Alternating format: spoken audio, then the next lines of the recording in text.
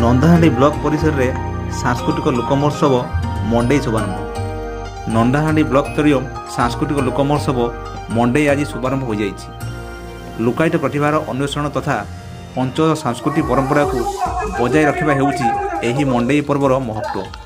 एही अवसर रे आज अपराह्न 4टा समय नवरंगपुर जिला नंदाहांडी ब्लॉक परिसर रे मंडई बहु आडंबर अनुष्ठित हो जाइछि।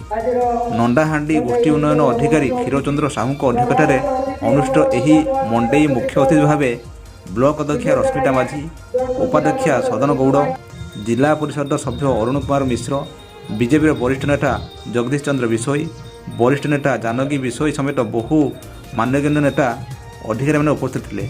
अतिथि मान द्वारा दीप प्रज्वलन कर कार्यक्रम आरंभ होता।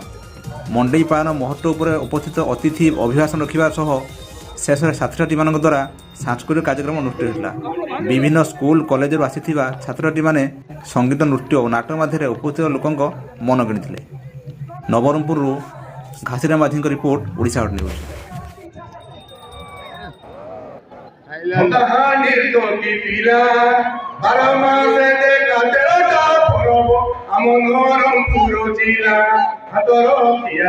वीडियो काम करो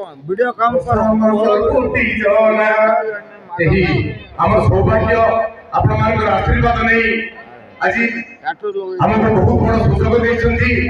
तेणु नाचु बेरानी सारंगर उद्यम रे हम नाचु बेरानी एही गीत हमर अल्प समय कष्ट कर बुझाबी हम पैसा को देबे कष्ट हला तार कष्ट का सण हो सबसे करी आश्चर्य बिजर टोटल टोटल ढंग का पे एटा होची इच्छा शक्ति।